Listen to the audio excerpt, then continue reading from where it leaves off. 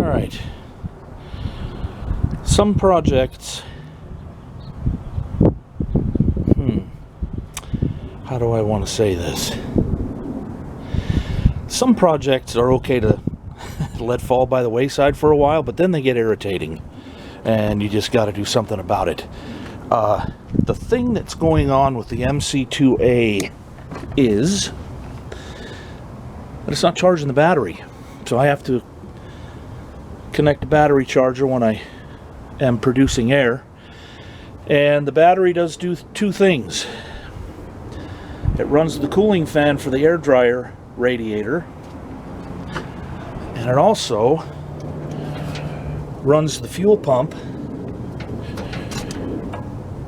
which, let me see if I can get it in there. Dang. Almost there. There it is. Right here.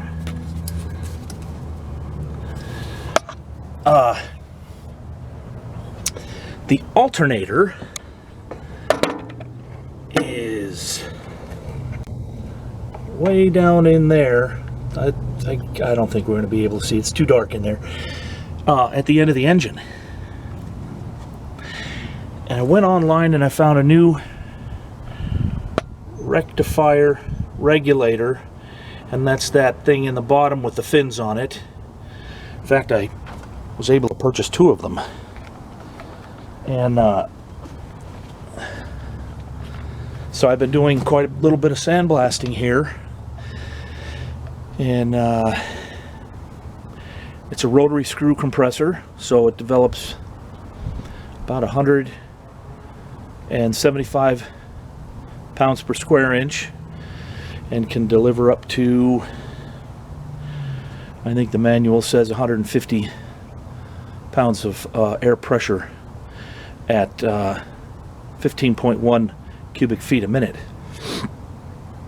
But the battery doesn't charge, and if that fan stops, then the air that goes through the air drying radiator behind it, you know, it's designed for a purpose to do a certain thing and run a certain way. Well, I installed a new oil pressure gauge a while back, and it's this one, and I liked it because it matches the other faces. But what I don't like is the little fiddly oil line right here. These things have a tendency to break, so I'm going to put this other oil pressure gauge I got. It's a military reproduction, and I installed this military reproduction ammeter. Here's the original, and what I found, we're going to go back over here without falling over the tongue of the trailer.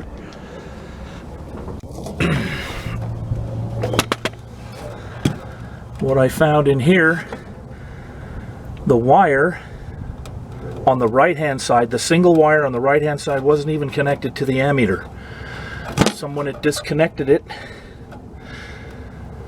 so it wasn't charging the battery. So it did have an issue at one time that I didn't record. This wire, I was sandblasting one day, and this fusible link here melted, which caused the machine to shut down. I'm not an electrical genius, but fixing that was not a big deal. Yeah, so hopefully that'll charge now. I don't know if the original ammeter is good. I'll test it with an ohm meter to see if there's continuity, and if there is, I'll keep it for a spare. But in the meantime, I have to get some wrenches to disconnect the plastic hose here and put a real military gauge back in, well, a military reproduction gauge back in the panel, Be right back.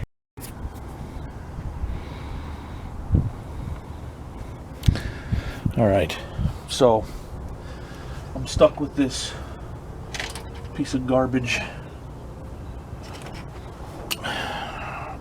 Chi-Com oil pressure gauge for the time being.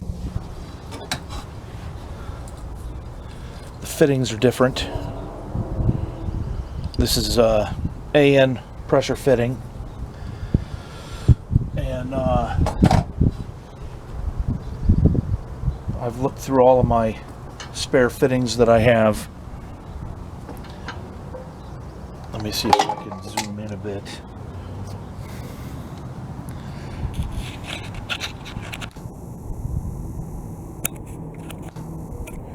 All right. So this swivel fitting here is AN, but it's too big for the male fitting here. And like I said, I've gone through all of my fittings, and I don't have a double female adapter for here or for here. So I'm gonna have to put this in. And see, the wonderful thing about our wonderful friends in China is this fitting here is not 7/16, it's not 3/8, it's not 10 millimeter, and it's not 11 millimeter. So who the fuck knows what size it is? Some mystery Chinese garbage.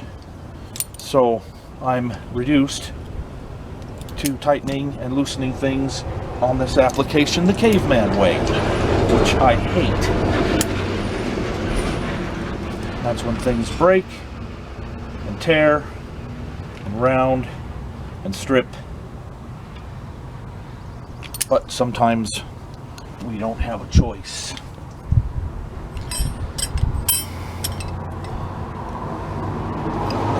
And it's our own doing, we as Americans. Back in the 80s, oh, let's send the stuff to China to be built. It'll be easier and cheaper, and yeah. Now look at us. Bunch of, anyway. No negativity, no negative waves, Moriarty. I'm gonna reconnect this air fitting here. It's a little fiddly to get to.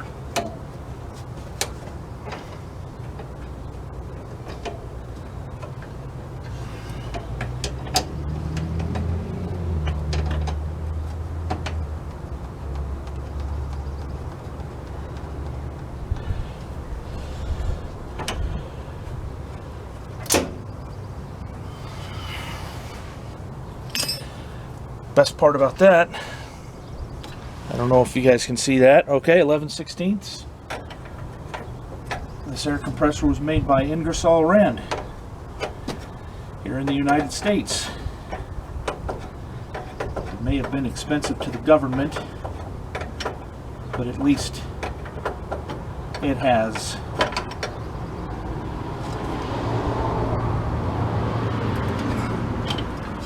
proper fittings.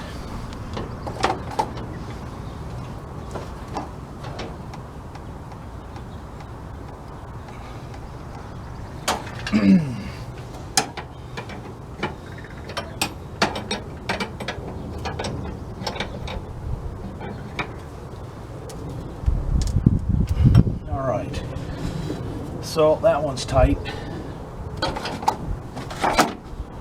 What do I do with the collar? Oil pressure gauge. There it is.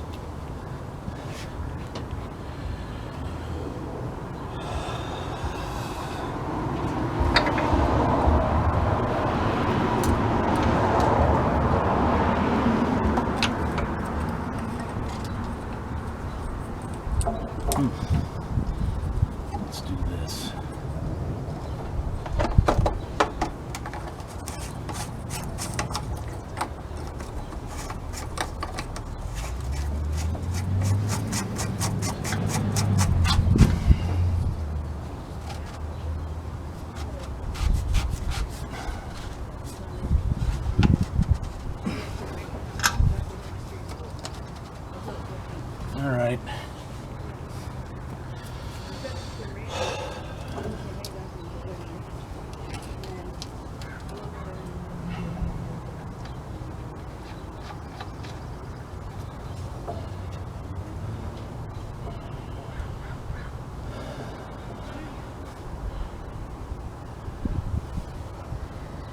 Yeah.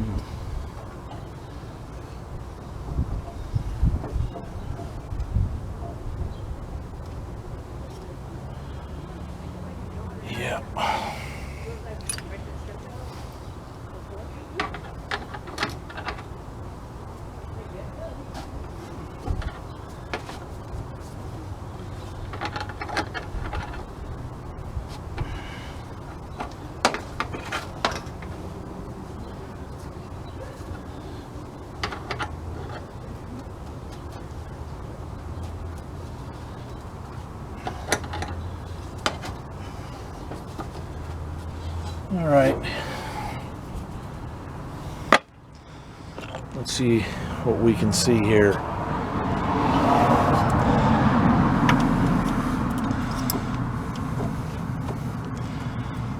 Yeah, I'll have to use some bale wire to hold that in place. Right about here. This doesn't put much stress on that line, because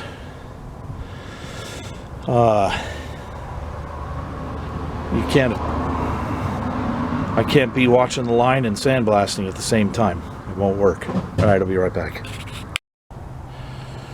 All right, so I bound up that wire, or the oil hose, so it's not just hanging there on that little nylon tube. I've reconnected the battery. It's charged. I'm going to turn I know we're upside down here, but that's the on and off switch. Nothing is melting. I don't see any magic smoke just yet. So I'm going to turn the power on and take a look around. I don't see any smoke yet, so we'll go around here and let's see if we can observe the ammeter.